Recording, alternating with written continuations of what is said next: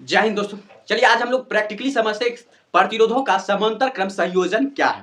तो चलिए आज हम लोग प्रैक्टिकली इसको समझ लेते हैं। तो आप जो यहाँ पर ये देखिए बॉल का जो ये संयोजन है, बॉल का ये संयोजन है, इसका देखिए अगर आप ध्यान देंगे तो लाल सिरा जो है सभी बॉलों का लाल का सिरा एक साथ जुड़ा हुआ है और ब्लू वाला सिरा एक साथ जुड़ा हुआ है। यहाँ पर जो ब्लू वाला सिरा एक साथ और लाल वाला सिरा एक साथ जुड़ा हुआ है। तो इसी तरह समांतर क्रम संयोजन, ये जो बॉल किस क्रम में जुड़ा हुआ है, तो समांतर क्रम में जुड़ा हुआ है। तो यानी कहने का अर्थ है समांतर क्रम संयोजन में जो सभी प्रतिरोधों का जो पहला सिरा जो एक साथ जुड़ा हुआ रहता है और सभी प्रतिरोधों का दूसरा सिरा एक साथ, यानी पहला सिरा एक साथ दूसरा सिरा एक साथ। तो ऐसा अगर संयोजन होता है प्रतिरोधों का तो वो प्रतिरोधों का समांतर क्रम संयोजन कहलाता है। और इसकी सबसे बड़ी खास बात यह कि इसकी जो धारा है वो बढ़ जाती है, यानी यहां पर आएगी इसे तीन रास्ते पे जाना होगा, धारा को जो बढ़ना होगा, कुछ भाग इस बॉल में पहले बॉल में, फिर कुछ भाग धारा का दूसरे बॉल में, कुछ भाग धारा का तीसरे बॉल में जाना पड़ेगा इसको, तो धारा को बढ़ना होगा। लेकिन विभवांतर जो है सबके लिए समान होता है, तो विभवांतर जो इसका समान होगा। तो समांतर क्रम संयोजन में धारा का बंटवारा हो जाता है, धारा असमान होती है, यानी धारा बराबर नहीं होती सबके लिए, लेकिन विभवांतर जो है प्रत्येक प्रतिरोध के लिए